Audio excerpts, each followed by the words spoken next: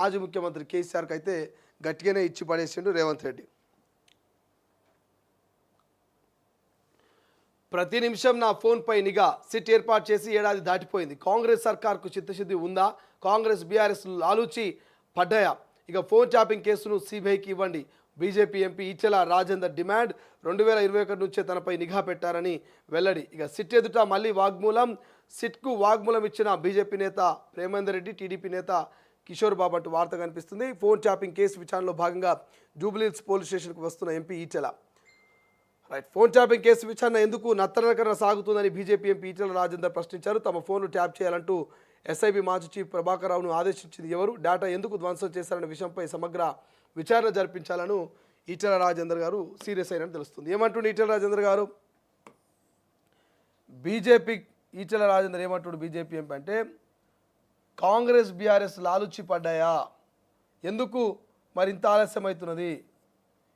ఈ యొక్క phone tapping వ్యవహారాన్ని సిబిఐకి అప్పగించండి అని చెప్పేసి ఈటెల రాజేందర్ డిమాండ్ చేస్తున్నారు. వాస్తవమే, ఈటెల రాజేందర్ చేసే డిమాండు కొంతవరకు వాస్తవమే అనిపిస్తుంది. ఎందుకంటే 14 నెలల పాటు ఆయన అమెరికాలో పెట్టి ప్రభాకర్ రావుని తీసుకొచ్చి మరి ఇప్పుడు మెల్లమెల్లగా సిట్టు విచారణ చేస్తుంది కాదంటలే, కానీ ఎందుకు ఇంత ఆలస్యం అవుతుంది అనేది ఈటెల రాజేందర్ అడుగుతుంది. దానికి సమాధానం కాంగ్రెస్ నాయకులు చెప్పాలి. పెద్ద బాసు అంటున్నాడు ఎవరు? ప్రభాకర్ రావు. మరి ఎవరా పెద్ద బాసు? రాధాకిషన్ రావు కూడా గతంలో గదే చెప్పిండు. ఏం చెప్పిండు? పెద్ద బాసు అన్నాడు. మరి ఇద్దరు పెద్ద ఆఫీసర్లే పెద్ద బాసుల పేరు చెప్తున్నారు. మరి ఎందుకు ఇంకా ఆ పెద్ద బాసుని అరెస్ట్ చేయట్లేదు? ఎందుకు ఆ పెద్ద బాసులకు నోటీసులు ఇచ్చి విచారణ చేయట్లేదు అనేది ఇక ఈటెల రాజేందర్ ఆవేదన లెక్క కనిపిస్తున్నది. 2021 నుంచి తనపై నిఘా పెట్టారని వెల్లడి. సిట్ ఎదుట మళ్ళీ వాగ్మూలం. ఇప్పటికి 2 సార్లు అనుకుంటా ఈటెల రాజేందర్ వాగ్మూలం ఇవ్వటి.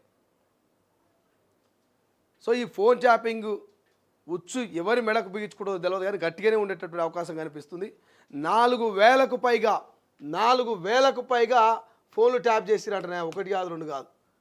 భార్యాభర్తలు మాట్లాడుకున్నా, పొలిటికల్ లీడర్లు మాట్లాడుకున్నా, జడ్జిలు మాట్లాడుకున్నా, సినీ ప్రముఖులు మాట్లాడుకున్నా, వ్యాపారవేత్తలు మాట్లాడుకున్నా అన్నీ విని అవసరమైనవన్నీ గత ప్రభుత్వ పెద్దలకు పంపించాలి, అనవసరమైనవన్నీ వదిలేయాలి.